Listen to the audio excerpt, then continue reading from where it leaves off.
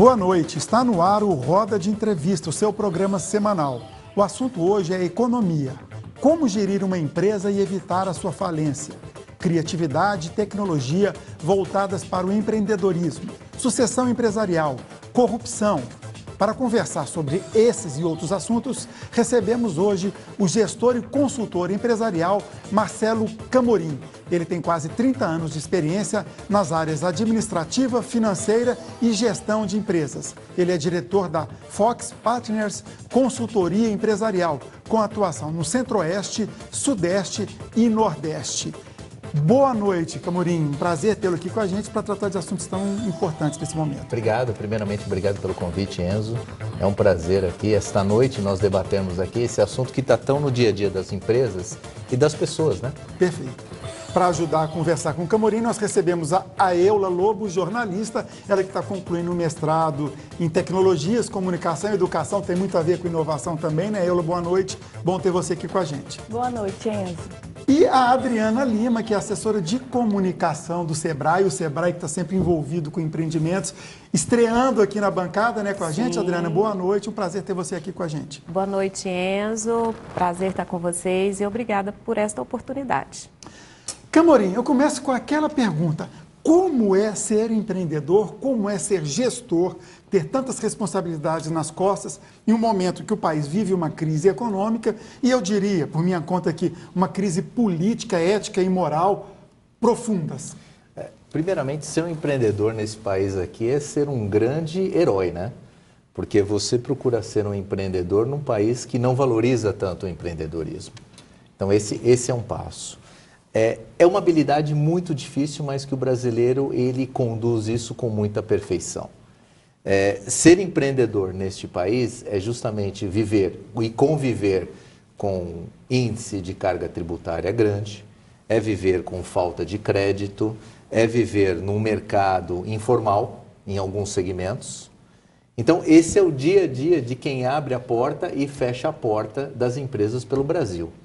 Esse é o lado um pouco obscuro do negócio, difícil, mas tem um lado muito prazeroso, né? Hoje, até os últimos dados que eu estava olhando, e está aqui minha amiga do Sebrae que possa me confirmar ou não, me parece que 94% ou 95% das empresas que são abertas são MEs e são EPPs. Explica para quem não entende o que são essas. São microempresas. 95%. 95% foi o último dado que eu vi do Sebrae, inclusive. 95% das empresas que são abertas no Brasil... Registradas, junto à junta comercial e tudo. Isso, são dados da junta comercial. Efetivamente, são microempresas e empresas de pequeno porte. As multinacionais, que são mais focadas nos grandes centros, elas representam 2% do total das empresas no Brasil. Né? Então, isso significa o quê? Que o brasileiro é muito empreendedor e a crise está impulsionando isso. Né? Aquele profissional que perdeu o emprego, com certeza o setor de franquias ele deu uma aquecida, outros segmentos também aqueceram pelo próprio desemprego. Então, ele optou também por se aventurar no empreendedorismo, isso foi fato. Camorim, com relação a essa participação da pequena empresa na economia, os números são realmente muito importantes e impressionantes. 95% das empresas formalizadas no Brasil são micro e pequenas e nós temos aí uma grande participação no PIB e no pagamento, na geração da massa salarial e carteira assinada. Sem dúvida. Você disse que a crise foi um impulsionador. E quais seriam as suas orientações como consultor empresarial para essa pessoa que acabou de perder o seu trabalho, o seu emprego de carteira assinada e quer investir no próprio negócio?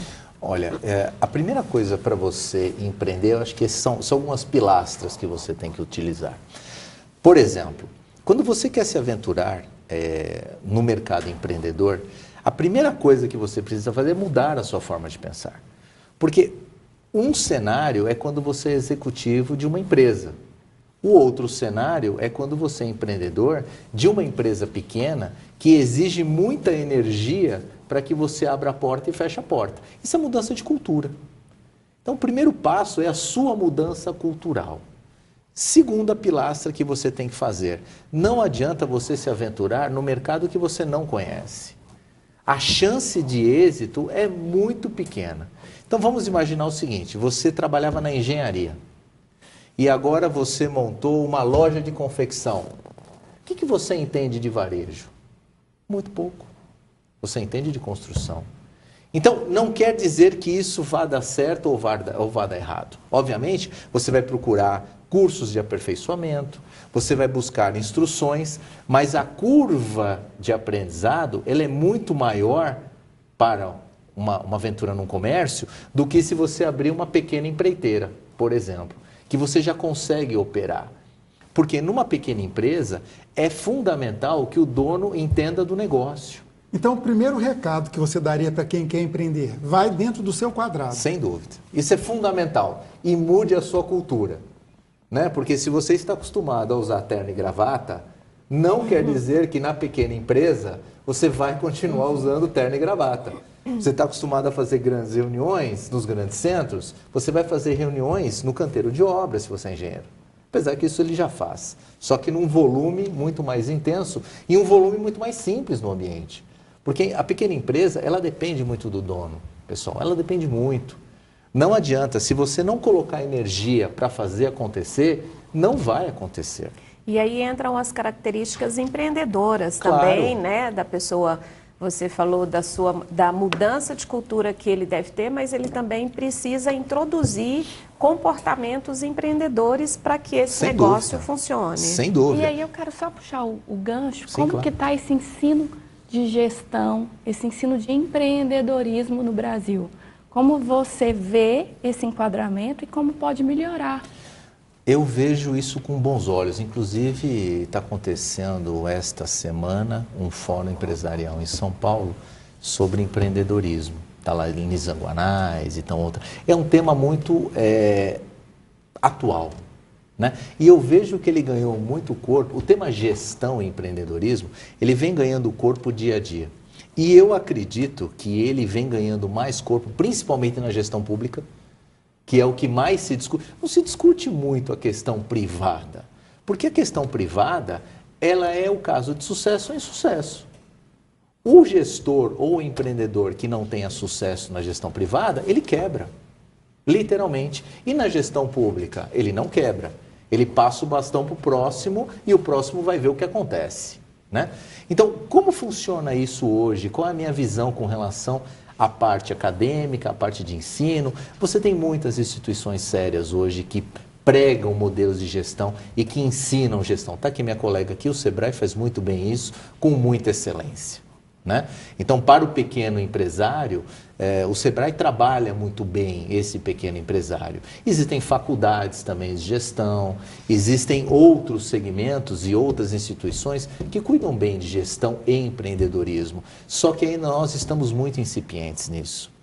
Culturalmente, nós não valorizamos o empreendedorismo. Isso é cultural do Brasil. Talvez na época lá de Dom Pedro, alguma coisa assim, ou de Pedro Álvares Cabral, enfim, tem que chamar o historiador para isso. Mas nós não valorizamos muito isso. Mas isso, pouco a pouco, vem se ganhando espaço. E todo dia esse tema vem sendo aposto à mesa. Tá, você foi lá longe na história, Sim, foi Dom Pedro, lá na época Cabral. de Pedro Aí Álvares Cabral, você me deu um gancho. Padre Anchieta e Padre por aí vai. Anchieta. Um gancho para fazer uma pergunta.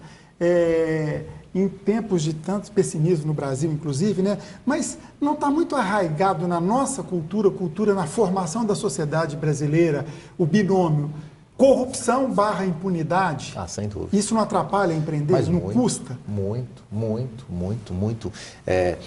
Esse sinônimo aí, esse binômio, né, que nós estamos comentando, é um sinônimo que ele atrasa os negócios, traz uma imagem ruim ao país, traz um descrédito muito ruim ao país e faz com que a competição não seja justa. Né? Então, se nós conversarmos, ou aquele telespectador que está nos vendo agora, e se nós perguntarmos assim para ele, num cafezinho, amigo, você fornece para a Petrobras? Ele fala, não consegui, porque a comissão lá era alta. Como é que você vai competir com isso? Não tem como. Não tem como. Então, essa questão de corrupção, esses temas que nós estamos discutindo no dia a dia, no ambiente de negócios, isso é péssimo. E nós temos que mudar. Está mudando. Só que o processo democrático, ele não é um processo rápido. Ele demora muito. ele é lento, né? Camorim, com a entrada da Lava Jato, os últimos 3, 4 anos, digamos assim... Da República de Curitiba, né? Da República de Curitiba, onde a gente já chegou na fase de número 45 dessa operação que tem mexido tanto com todo mundo, a gente percebe os altos e baixos. No ano passado, nós tivemos um quadro econômico extremamente grave e agora, nos últimos 3 meses, 4 meses, a equipe econômica do governo federal dá sinais de que a economia tem tido uma leve recuperação. Com relação ao segmento da pequena empresa, ela pode considerar que a crise passou?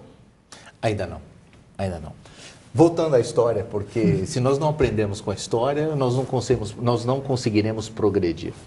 Eu fiz um levantamento dos últimos, desde 1930 ou 29, que foi o crash da Bolsa de Nova York, que realmente complicou muito os mercados. Se nós pegarmos o site do Banco Central do Brasil, eu fiz um levantamento de 1929 até 2016 do Produto Interno Bruto. Nunca o PIB caiu 2 anos consecutivos.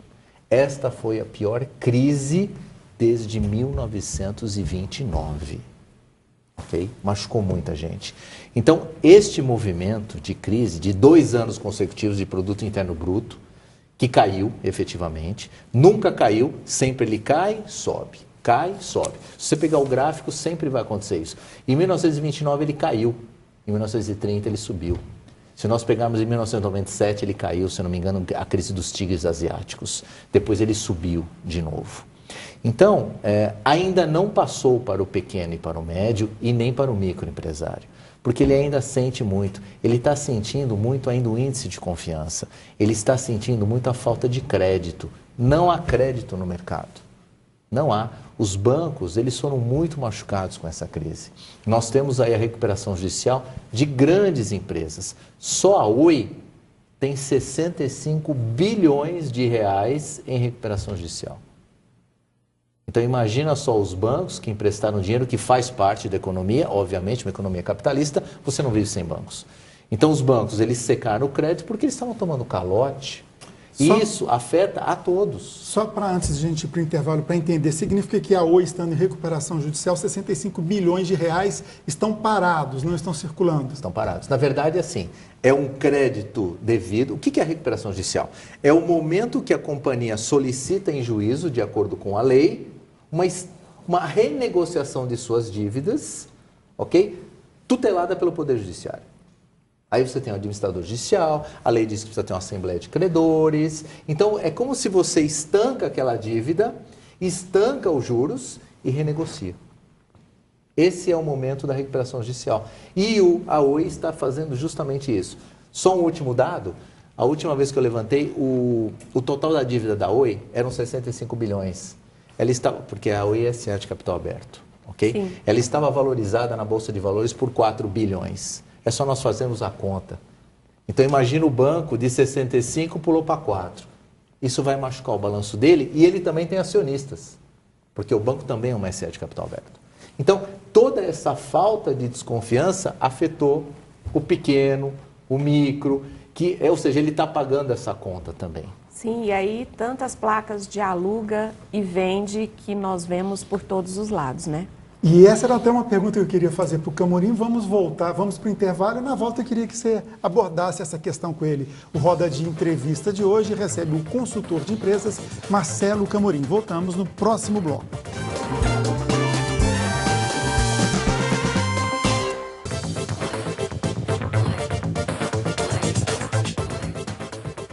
O Roda de Entrevista de hoje fala sobre economia, sobre empreendedorismo, sobre crise, sobre corrupção, sobre mercado. E para isso o nosso convidado especial é o gestor, o consultor de empresas Marcelo Camorim. Ele que tem mais de 30 anos de experiência no mercado e hoje vive aqui em Goiânia. No bloco anterior, a Adriana Lima, do Sebrae, jornalista, assessora de comunicação do Sebrae, começou a desenvolver um raciocínio. Adriana, por favor. Sim, nós temos por todos os lados as placas vende e aluga. Até parece um novo nicho de mercado e aí as imobiliárias podem responder melhor a isso. E temos aí essa situação, esse cenário de desemprego. Hoje, como que a pequena, a média empresa, a microempresa, ela precisa ultrapassar esse momento e não ter lá na sua porta o vende ou aluga, e sim abrir e fechar as portas para atender o cliente todos os dias, porque afinal elas estão por todos os lugares.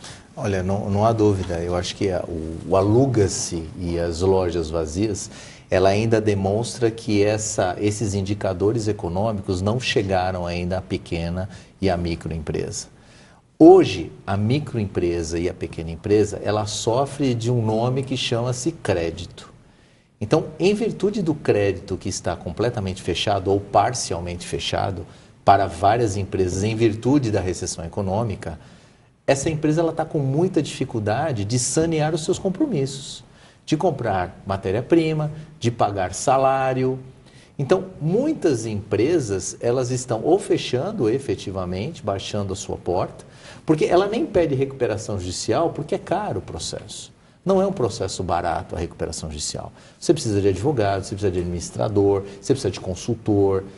Tem vários assessores que envolvem a recuperação judicial. Não é um processo muito barato. Então, por toda essa escassez de crédito, ela prefere fechar as portas e falir. Ou ainda tem aquelas empresas que elas procuram um sócio. E esse sócio vem a capitalizar o negócio para fazer esse negócio melhor. Isso é muito interessante, Sem dúvida, isso acontece muito. É o que eu chamo de um micro fundo de investimento. Porque esse modelo de fundo de investimento, ele existe para grandes empresas. Para a pequena empresa, não existe um modelo de fundo de investimento. Então, o que está acontecendo no mercado é que algumas pessoas que estão mais capitalizadas, que são empreendedoras, conseguem enxergar bons negócios e investem naquele negócio. Isso está acontecendo constantemente. Certo. Até em relação a micro e pequenas empresas também, eu gostaria de ter um laudo sobre o impacto das novas tecnologias no empreendedorismo. A gente vê que de 10 anos para cá, mudou-se completamente o jeito de fazer marketing, o jeito da tributação, e até alguns negócios passam a se questionar a sua própria identidade, a sua própria prestação de serviços. E aí eu gostaria que você falasse um pouco desse cenário e tirasse a angústia desse empresário, desse empreendedor que pode estar com muita dúvida em relação à tecnologia. Olha, é tão interessante essa questão de tecnologia que eu defendo isso pelos 4 cantos que eu vou. As novas fortunas não virão mais no modelo das fortunas anteriores. Não vai mais existir isso. Não vai mais existir um que faz um supermercado e daqui a 50 anos ele tem 50 supermercados. Não existe mais esse modelo. As grandes fortunas virão de tecnologia. Eu fiz um levantamento, só para nós puxarmos esse gancho. Ou seja, líquidas? Sim, claro. Um levantamento de quanto custa estes aplicativos na Bolsa de Nova York. Uber, que tem no mundo inteiro, ele está valorizado a preço de venda na Bolsa de Nova York por 9 bilhões de dólares. 9 bi de dólar. O que é o Uber? Um aplicativo. Que surgiu de uma grande ideia. Isso. De um startup. Sim. 9 bilhões de dólares valeu. Isso eu vi alguns meses atrás, porque isso é volátil. Aquele aplicativo, que é uma ideia fantástica, que obviamente sempre afeta os segmentos, que é o segmento de hotelaria, que você loca espaços na sua casa. O B&B, né? Isso, Sim. Exatamente esse aplicativo. Ele está valorizado na Bolsa de Nova York por 40 bilhões de dólares, que é um aplicativo. Então, o que é a tecnologia no mundo empreendedor e no mundo corporativo? É algo irreversível, não se muda. As grandes fortunas vão existir. Vão existir por aí. Não haverá mais a grande fortuna que você faz uma farmácia e daqui a pouco você tem 200 farmácias. E aí a gente entende que o perfil do empreendedor também, hoje não tem mais aquele paradigma, né? Não, muito pelo contrário. O modelo do empreendedor hoje, ele é muito mais despojado. Ele é muito mais com falta dos antigos preconceitos que existiam, até pela própria vestimenta. Né? Dificilmente você vai encontrar um gestor de tecnologia de terno e gravata como você encontra no banco. Você não encontra mais isso. Isso já é um modelo. Né? Você encontra um modelo de escritório. Não tem mais um modelo de escritório, é todo mundo junto. E todo mundo na mesma mesa. Então, os valores eles vão mudando para esse novo empreendedor. Só para finalizar, cara, eu queria ver assim, vai chegar um tempo que uma criança vai falar assim, eu quero ser empreendedora? Oh, mas fácil, fácil, muito fácil, muito fácil. Hoje, a criança ela nasce na tecnologia. Nós vamos hoje, eu tenho filha de 5 anos, e você vai aos restaurantes, eles não vivem sem tablet. Eles mexem em tecnologia com uma facilidade muito maior do que você vê uma pessoa de 30 anos. Eu vou dar um exemplo só para ilustrar, até engraçado antes de passar para a Adriana. Um sobrinho meu, que hoje ele tem 7 anos, uns 3 anos atrás, 4, eu gosto muito de ouvir rádio, um radinho de pilha. E estava com o radinho de pilha ligado em casa. Quando ele viu, ele achou que o objeto mais dinossauro, sendo que um smartphone, um tablet, ele no berço já sabia mexer, ou seja, a própria tecnologia ele vai se familiarizando com o novo e achando estranho aquelas tecnologias mais antigas que não podemos descartar. Né? Claro, claro, com certeza. Camorim, você citou aí as startups. Podemos considerar hoje que a inovação, sem a inovação, o empreendedor ele não avança. Inovação e tecnologia, né? Sem dúvida, né? Sem dúvida. Com as startups tomando corpo e tendo aí um meio muito de inteligência artificial, o Brasil ele tem despontado nessa história. Sim. É possível que o Brasil possa ser e ter o seu Vale do Silício? E Olha, se sim, em quanto tempo isso para acontecer? Eu diria que ele já existe. Né? Eu fiz parte de uma geração de startups, né? Ao longo da carreira. Teve um momento da carreira, nos anos 2000, que era o boom da internet, e eu trabalhei num site de internet, que era o momento dos startups. Eu vivi essa onda. Né? Então, aí teve uma onda, aí essa onda acabou, enfim. Esse momento de tecnologia, ele vem ganhando corpo. O Vale do Silício, talvez, nunca vá ser o Vale do Silício americano, porque lá culturalmente é assim. Tem uma cultura, tem um investimento, tem uma sociedade que preserva isso. Mas eu diria que, ano a ano, o Brasil vem crescendo nessa questão de tecnologia. Tanto que vem crescendo que nós já somos campeões mundiais de videogame, de campeonatos mundiais. Sim. Né? Inclusive o Ronaldo Fenômeno, ele é um dos investidores do grupo campeão.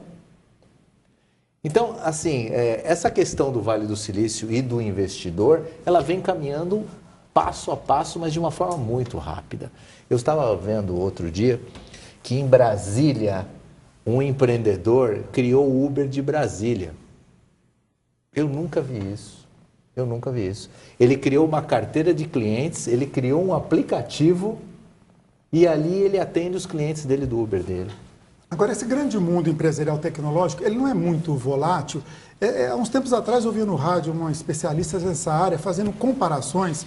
Me lembra que começou com um duelo entre Microsoft e IBM. E ele foi colocando, trocando e tal, e que hoje a grande contenda é Amazon versus Google. Não é muito líquido isso também? Não vai mudando? Isso é prejudicial? Isso é positivo? Não, eu vejo isso que é uma mudança constante. E isso faz parte da tecnologia, né? Você não vê uma tecnologia que continua no disquete. Já acabou há muito tempo. Tecnologia faz parte de mudança e faz parte de volatilidade. Isso é pertinente a um negócio, né? Então, o interessante da tecnologia e inovação é que sempre tem algo diferente. Sempre muda. Sempre vai se mudando. Teve uma reportagem que passou essa semana que me parece que vai existir um modelo de empreendedorismo e inovação onde você não escolhe mais a roupa. Você entra dentro de um perfil, de um aplicativo, e aquele aplicativo ele já faz as suas medidas, imprime em 3D, você manda para a indústria faz o tecido e a costureira. Isso, inclusive, está sendo desenvolvido pelo SESI. Com alta tecnologia, com alta investimento tecnologia. de alta tecnologia. Bacana você falar no SESI, até por conta do conhecimento. Essa grande quantidade de empreendedores hoje que estão desenvolvendo aplicativos são pessoas com faixa etária aí entre os seus 18, 23, 25 anos. Eles já conseguem acumular aí, se não o seu primeiro milhão, mas o seu primeiro meio milhão. Nós tivemos aqui a pergunta da Eula com relação à criança já dizendo em ser empreendedora. Que tipo de educação o Brasil tem que se preparar? E aqui falando para nós goianos, você que já vive aqui há 10 anos, que tipo de educação nós temos que oferecer para esse novo público que está chegando e que será, porventura, aí os nossos próximos empreendedores? Bom, como é uma resposta complexa e o tempo do segundo bloco já acabou, eu peço licença para a gente ir para o intervalo e depois do intervalo o consultor de empresa, o analista Marcelo Camorim, responde esse questionamento da Adriana que realmente é importantíssimo, educação. Voltamos em instantes.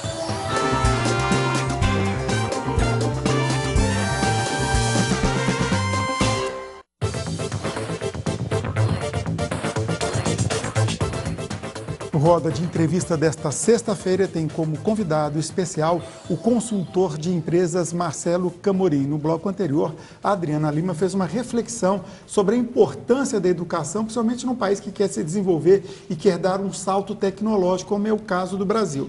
Camorim, qual que é a importância da educação nesse sentido? Olha, é fundamental. O empreendedorismo começa nas escolas, né? Nós precisamos ainda mudar muito a nossa base escolar e a nossa base de faculdade também. Nós temos que levar em conta que o Brasil ele é muito grande e muito diverso. Então, quando nós falamos de educação e falamos de educação para empreender, você tem que mudar um pouco o sistema educacional. Eu acho que a primeira coisa para você fazer, na minha ótica, é você fazer o básico bem feito, que hoje nem o básico bem feito nós fazemos. Esse é um grande ponto. Como é que nós vamos evoluir numa sociedade empreendedora se nós ainda não conseguimos alfabetizar ainda as crianças? Tem escolas que, vamos lá, em São Paulo até muitos anos atrás se discutia a escola de lata, né? Se fazia uma escola num container. Então, quer dizer, o Brasil é tão interessante que em determinados momentos ele avança tão rápido em tecnologia, em inovação, em games, ele é tão empreendedor em alguns campos e outros campos ele é muito retrógrado. Então, como nós vamos incentivar, a pergunta aqui da minha amiga, da Adriana, como é que nós vamos fazer com que a escola faça mais empreendedores? Eu acho que o primeiro passo é você fazer o básico. É você dar educação adequada para essas pessoas, para essas crianças. E colocar essa disciplina dentro de uma carga acadêmica. Por exemplo, todos nós aqui temos pelo menos aí uns 20 anos de escola. Se nós olharmos desde o ginásio, eu sou da época do primário, ginásio e colegial, né? Se nós formos olhar desde essa época até a faculdade, em qual momento nós tivemos disciplina de empreendedorismo? Eu, nenhuma. Nenhuma eu tive. Eu fui aprender pela Getúlio Vargas, que é uma escola de negócios, ou pela própria carreira profissional. Então, ainda nós estamos muito retrógrados nesse momento de colocar academicamente a questão de empreender, a questão de ser um homem de negócios, um homem de sucesso.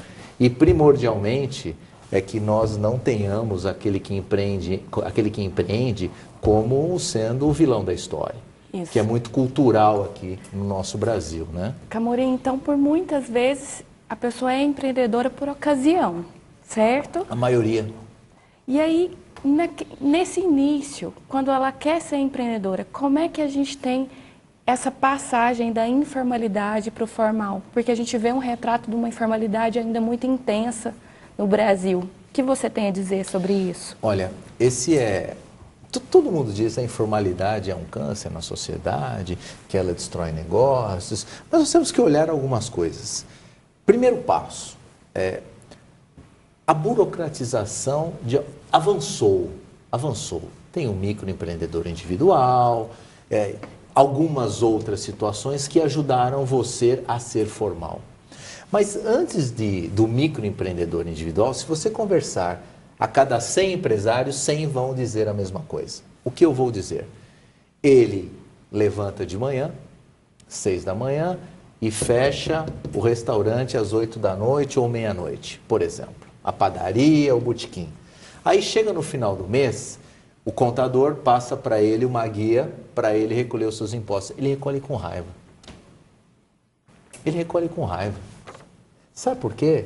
Porque aí quando ele senta com a mulher dele, ele escuta na televisão: ah, comprou o deputado, falta dinheiro na saúde, falta dinheiro nas escolas, né? Aí um passa com a mala, aí a Polícia Federal estoura a mala, aí ele fala assim: comeu dinheiro. Comeu dinheiro. Então você tem antes dos incentivos, você tem uma questão cultural muito forte. Peraí, então você está chegando lá em Brasília, na Praça dos Três Poderes. Sem dúvida. A nossa república, independente das esferas, independente dos partidos e do poder, a nossa república tem que ser repensada, está falida? Muito. O Brasil vive o maior teste de democracia dos últimos 30 anos. Toda hora o Poder Executivo, Legislativo e Judiciário é testado. Né? Então, ele precisa ser reinventado. O Brasil precisa de uma grande reestruturação. Essa que é a verdade. E é tão interessante que hoje você consegue... O empresário brasileiro, ele é tão fantástico que ele consegue distinguir a política da economia. Muitas empresas vão bem, obrigado. Não vamos pensar que todas as empresas estão ruins. Por exemplo, eu participo do conselho de administração de uma empresa que ela cresce 30%. 30%. Aí você fala assim, mas por que ela cresce 30%? Porque o consumidor, ele migrou o consumo. Além da eficiência, além da nova performance da gestão da companhia, a própria condição da economia em recessão, ela é favorável a alguns segmentos. Tem segmentos que crescem na recessão. Na recessão, verdade. Né? Então não é assim um malefício total que nós vamos pensar, nossa, é o caos, aqui é a Venezuela. Aqui não é a Venezuela. Esse é o grande ponto. Então nós precisamos reinventar a República politicamente. E é sempre o novo, né? Então nós precisamos do novo. Esse novo empreendedor. Por isso que o João Dória cada hora ganha corpo. Né? Por que todo mundo fala do João Dória hoje? Porque ele faz, pessoal, o que todo mundo deveria fazer, ele só trabalha. Ele só faz isso. Então se tem um problema, ele vai lá e responde. Se tem outro problema, ele vai lá e responde. É só isso que ele faz. Mas os críticos dele, só para apimentar a discussão, fala que ele trabalha muito diante das câmeras. É verdade? Você que é lá de São Paulo. Eu não sou votador, eu não sou eleitor Não, mas dele. você conhece a realidade da cidade. Não, mas ele é assim, ele faz. Sabe o que acontece? Você imagina num cenário que ninguém faz nada. Aí acontece um bueiro entupido. Aí a reportagem vai lá e fala, olha, tem bueiro entupido. Sabe o que ele faz? Pega o telefone e fala, o pessoal vai lá limpar o bueiro. Aí ele conta para todo mundo. É isso que ele faz. Tem todo um arcabouço aí de mostrar o que faz. Exato. Só isso. Isso eu estou falando de gestão. Isso é gestão. Né? Independente de ser Dória, Zé, Pedro, mas João... Mas com essa citação, você quer dizer que a informalidade pode ser pode ser um início e é melhor fazer do que não fazer nada? Então, a informalidade... dificilmente alguém pequenininho começa 100% informal. Dificilmente isso acontece. Né? Então ele começa, às vezes, vendendo roupa em casa. Se você vai no Mercado Livre, por exemplo, quem já comprou no Mercado Livre, você compra muita mercadoria de camelô. Você compra mercadoria importada, você compra um monte de coisa lá. Então o cara começa fazendo pequenos negócios, pequenos atos de comércio. A partir do momento que ele ganha corpo, ele começa a se profissionalizar. Ele começa a ser microempreendedor, aí ele começa a ter uma relação pessoa jurídica com pessoa jurídica. É nesse momento que ele se formaliza.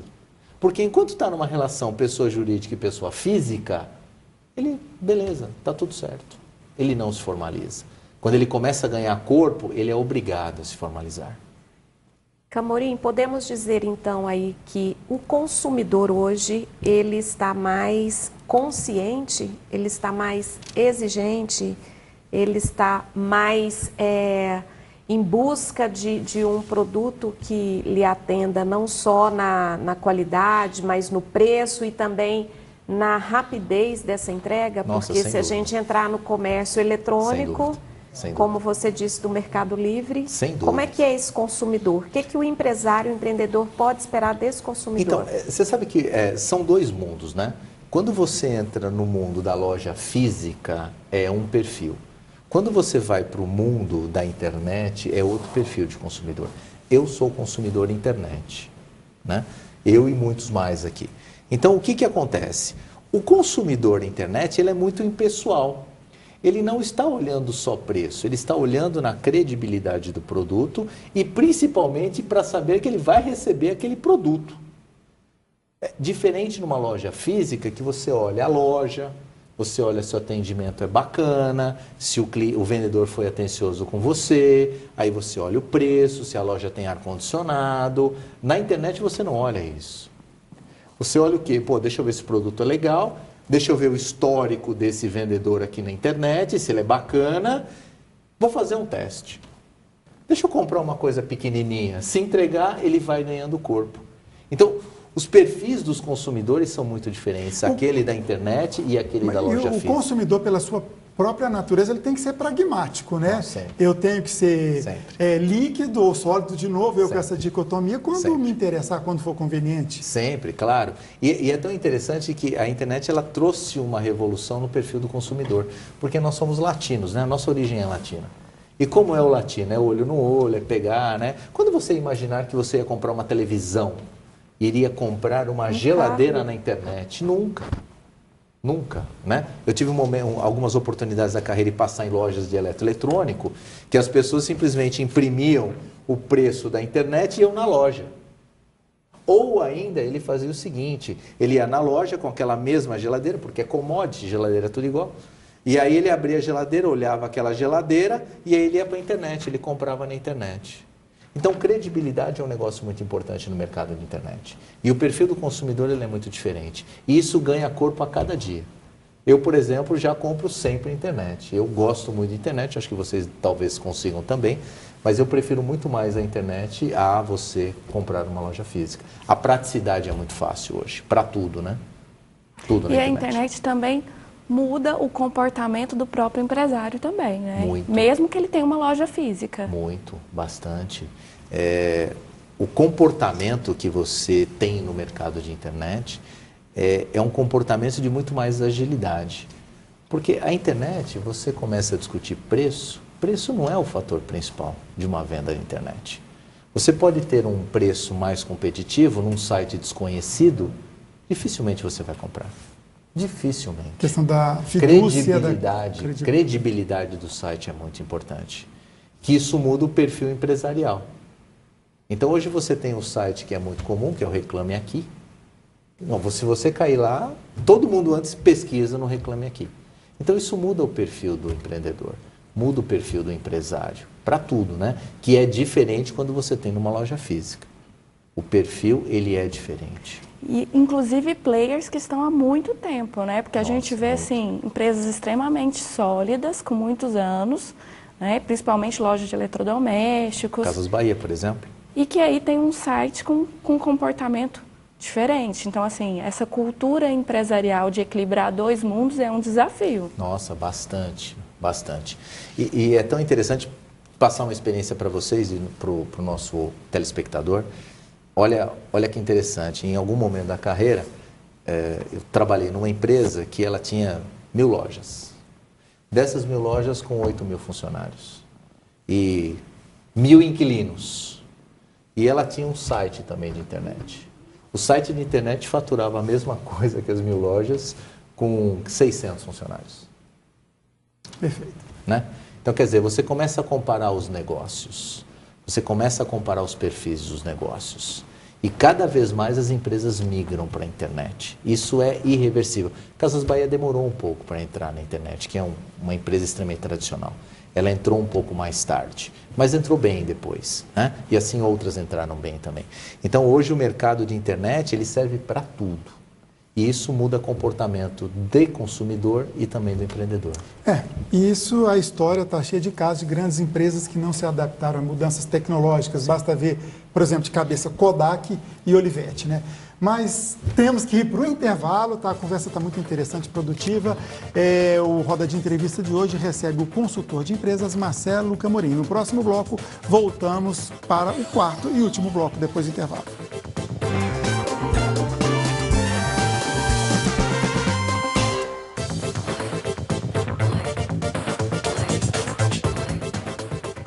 Voltamos para o quarto e último bloco do Roda de Entrevista desta noite, que tem como convidado especial o consultor de empresas Marcelo Camorim. O Camorim, que é paulistano de nascimento, lá da Moca, torcedor do Juventus, né? Isso. Coisa rara achar torcedor do Juventus, mas existe. É verdade. Mas está conosco aqui em Goiás já faz 10 anos. E antes da entrevista, aquela prévia que a gente tem, ele me confessou que eu juro que para mim era uma novidade. Você disse que o goiano tem um perfil de empreendedor. Explica isso para a gente.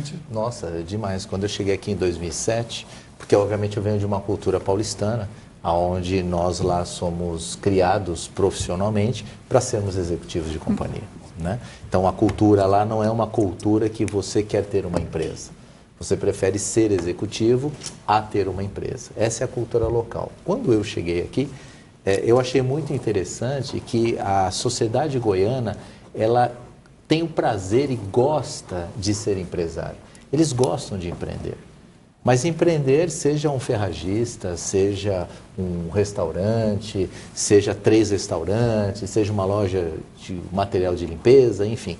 É uma sociedade muito empreendedora. E isso me chamou muito a atenção, né? Eu achei interessante, eu falei, nossa, como a sociedade goiana, embora não tenha muita visibilidade, né? O que nós estamos falando aqui, só eu sei porque eu estou aqui. Agora, quem está em outro lugar, em outro estado, talvez não saiba, não tem essa verdade que eu tenho aqui já há 10 anos. Então, é uma sociedade que ela foi criada para ser empreendedora. Eu achei muito interessante isso, fiquei realmente bastante surpreso, positivamente. E Goiás, ele desponta, é um estado maravilhoso, ele desponta com importantes polos econômicos. Na moda, o farmacêutico, no polo farmacêutico, saúde, as artes, a cultura, a realização de festivais culturais aqui em Goiás é muito potente. A produção rural ela é muito forte, as várias cadeias do leite, da carne, do agronegócio é muito forte. O que está faltando para Goiás ser conhecido lá fora? Dessa forma como você disse, cheguei aqui e me surpreendi positivamente. De que forma a gente poderia ultrapassar fronteiras? Olha, eu acredito o seguinte, né? Sem nenhuma conotação política, muito pelo contrário. Eu acho que o que falta no estado de Goiás é o que falta em outros estados. Falta muito gestão pública. Eu acho que isso falta bastante, né?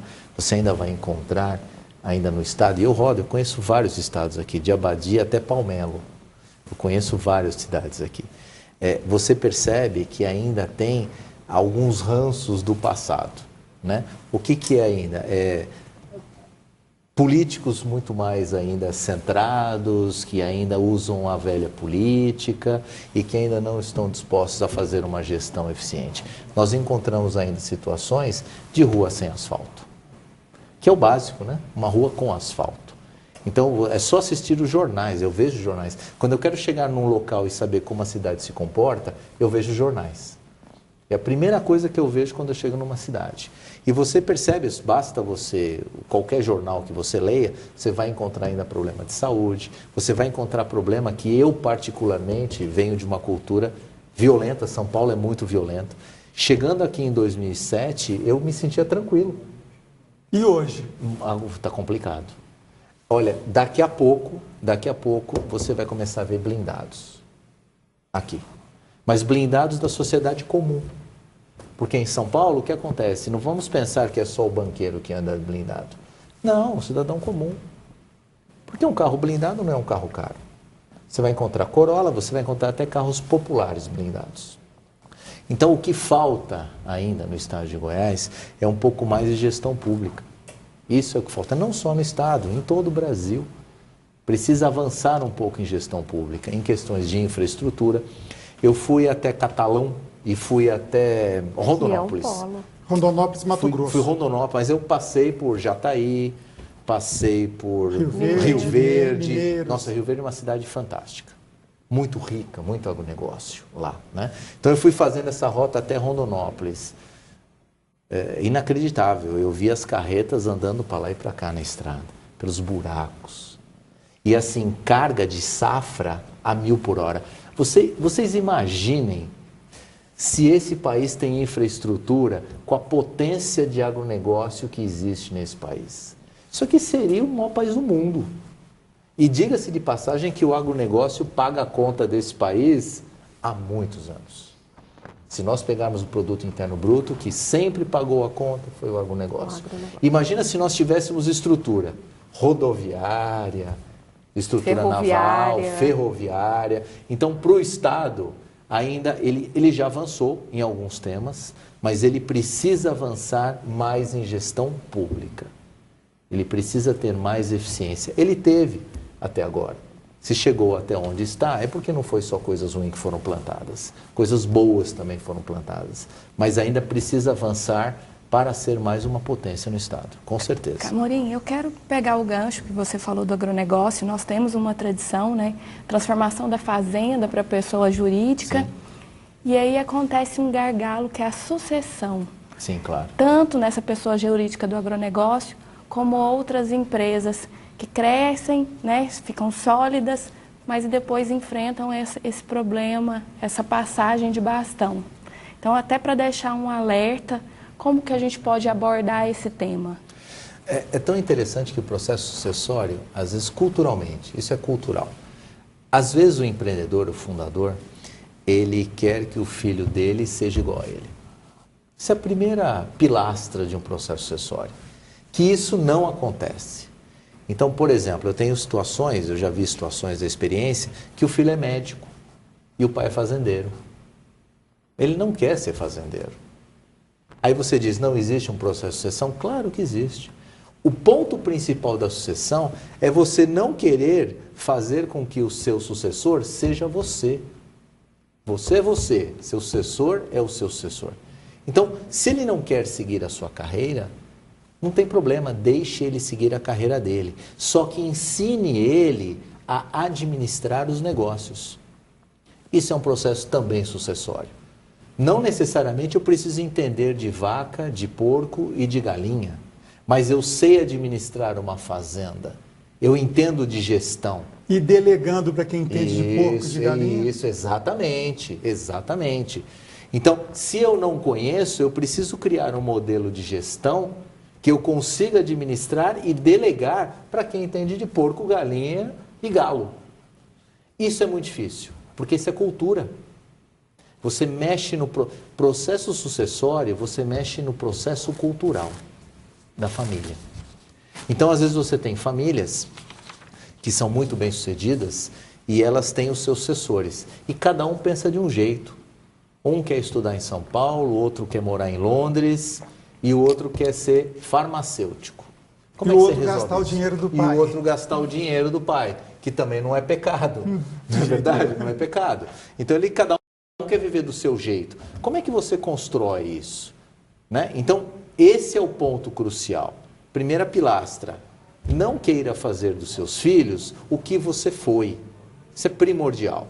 Segundo passo, crie um modelo de gestão e delegue para quem tem competência fazer aquilo. E cobre resultados através disso. Se você tiver a cabeça aberta para isso, a chance de sucesso é muito grande. Já que a gente está falando aí, não vou usar a palavra conflito, mas de gerações, fala-se muito que o jovem de hoje é empreendedor, é inovador, é isso e aquilo. Há 20 anos atrás falava do jovem que hoje é meia-idade, assim sucessivamente, o jovem de hoje vai ser velho amanhã. Não é um discurso meio comum, tipo de, o que está novo é o ótimo, o que estava aí não presta? Não tem que ter um balanceamento aí? Olha, eu acho que a questão do jovem de ontem e o jovem de hoje... E o de amanhã? E o de amanhã é um processo tão... A gente sente isso muito nas empresas, né? O jovem de ontem, ele é aquela geração, para quem assistiu, né? Wall Street, Poder e Cobiça com Michael Douglas, que é um clássico. Sim. É o jovem capitalista, né? É o jovem do primeiro milhão, é aquele jovem que quer patrimônio. Linha de produção fordiana, isso, né? Ele acha muito bacana isso. Passou essa onda. O jovem de agora, sei lá, que já passou tanto Y, Z, K, J, né? Mudou tanto, tá rodando, né? O alfabeto, tá rodando o alfabeto inteiro, que já não sei onde é que está a geração. Mas o que eu digo, que o jovem de hoje que está entrando no mundo corporativo, ele é justamente o cara do startup e ele não é apegado à parede, ele não é apegado a Porsche, ele não é apegado a Ferrari, ele é apegado a criar um legado. Ele quer empreender e fazer um sucesso. Aí ele pega aquele dinheiro, viaja, e aí ele abre a cabeça e monta um novo startup. Então, esses jovens, eles vão mudando ao longo do tempo, e eu percebo que eles mudaram muito. Muito mesmo. A mais jovem da mesa. Camorim, eu tenho um dado aqui que, sinceramente, eu ainda estou pensando se ele é bom ou ruim, queria até seu ponto de vista. Claro. Segundo o Sebrae, nos últimos 14 anos, o empreendedorismo feminino cresceu 34%. Segundo o Serasa, então, as empresas administradas por mulheres são 35% mais bem-sucedidas do que as administradas por homens. Então, eu gostaria que você falasse um pouquinho desse empreendedorismo feminino e da importância dele para a sociedade. Olha, a mulher vem ganhando corpo todos os dias, né? Ela vem sendo conselheira de conselho de administração, ela vem sendo presidente. Vou esquecer a presidenta. Espaços a conquistar. Exato. Né? Vamos esquecer o nome, porque presidenta, pelo amor de Deus. Em 14 anos, eu não achei assim... Mas ela vem ganhando espaço, lembrando que nós somos latino-americanos, né, que vivemos num ambiente machista. Isso não há como negar. Né? Essa é a nossa influência latino-americana. E não é só no Brasil. Você pegar a Latinoamérica, não é muito diferente. Mas a mulher vem ganhando seu espaço. E ele é muito importante. A mulher é muito racional. Né? Várias situações eu já tive ao longo do tempo, onde você tem um empreendedor e você tem a sua esposa que acompanhou desde o início na empresa. E aí você começa a fazer a análise, o sucesso justamente foi essa dobradinha. Ele sozinho não faria. Então a mulher, ela tem um papel muito importante na questão corporativa. E ela vem ganhando espaço pouco a pouco. Até em algumas situações de alguns estados, a mulher vem ganhando corpo pela própria ausência do homem. Às vezes ela é o homem da família e ela precisa sobreviver. Então ela vira empreendedora. Perfeito. Gente, infelizmente eu sou o chato do tempo aqui, o nosso tempo está acabando. Eu agradeço muito as participações das colegas a Eura Lobo e a Adriana Lima, né, jornalistas convidadas, para ajudar nessa conversa com o consultor de empresas e analista Marcelo Camorim. Marcelo, 30 segundos, 40 para o seu recado final para o nosso telespectador que quer empreender, tem sede de inovação e de empreendedorismo. Primeiramente, muito obrigado, né, pelo convite. Eu acho que o tema aqui nós debateríamos um pouco mais, mas em televisão tudo é tempo. Mas eu estou muito feliz, eu acho que a gente avançou bastante e para o nosso telespectador é mais uma informação ao longo do que ele tem durante o decorrer do dia ou da noite. Né? A minha mensagem ao nosso telespectador é que ele continue acreditando no Brasil. Ele não pare de acreditar. A relação corporativa deste país não tem a ver com a relação política. Embora diga-se que tem a ver, porque política e economia caminham juntos, mas o empreendedor, o empresário brasileiro, é aquilo que eu disse, tem empresas que estão crescendo. E a economia, toda hora você escuta que tem uma mala de dinheiro. Então tem gente muito séria nesse país, tem instituições muito sérias. Se você é um pequeno empreendedor, um microempresário, precisa de ajuda, acredite no seu negócio. Perfeito. E busque ajuda aqui com a minha amiga aqui, o Sebrae, é muito sério. Sebrae. É muito sério, muito bacana, uma instituição muito prazerosa, e prazerosa no sentido de empreender. Camorim, fica a mensagem. Muito obrigado mais uma vez, agradeço a sua participação. Obrigado. Com essa mensagem positiva, otimista, a gente encerra o Roda de Entrevista desta noite. Voltamos na semana que vem, até lá.